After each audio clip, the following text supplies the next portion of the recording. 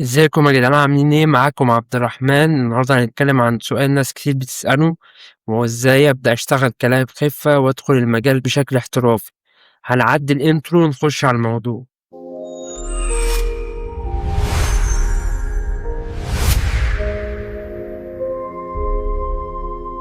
رجعت لكم تاني ونكمل موضوعنا، وهو ازاي اشتغل كلاعب خفة.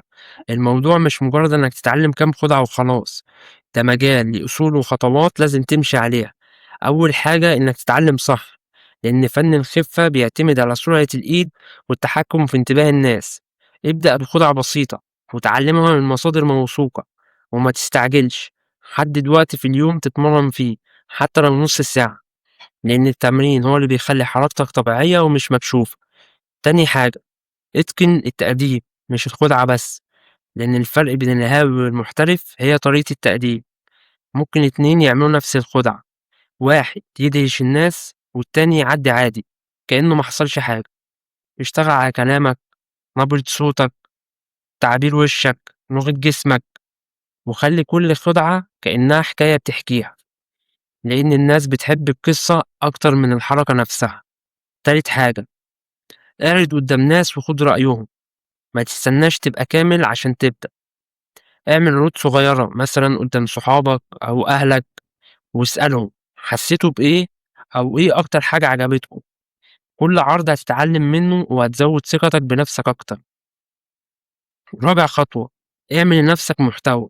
صور نفسك وانت بتقدم الخدع حتى لو بالموبايل، وانشر فيديوهات قصيرة على تيك توك أو انستجرام أو فيسبوك.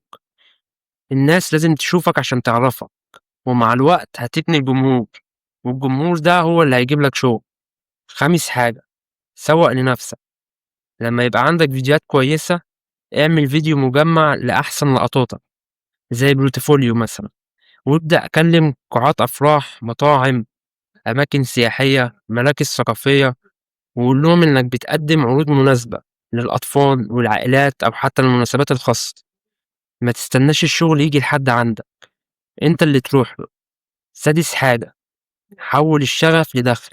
في الأول الأجر ممكن يبقى بسيط، وده طبيعي، لكن كل عرض بتعمله هو استثمار في اسمك. خليك ملتزم بالمواعيد، لبسك شيك، طريقتك محترمة، لأن الناس بتتعامل مع الشخص قبل ما تتعامل مع الموهبة.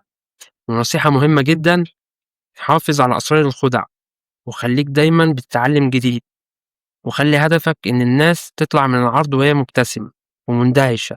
لو بتحب فن الخفة فعلا، ابدأ من دلوقتي، اتمرن واطلع اعرض وسوق لنفسك، وابني اسمك واحدة واحدة، لأن فن الخفة مش مجرد خدعة، دي لحظة انبهار الناس عمرها ما بتنساها. وكده وصلنا لنهاية الفيديو. لو عجبك الفيديو ما تنساش اشتراك ولايك وشير، واشوفكم في فيديو جديد. سلام.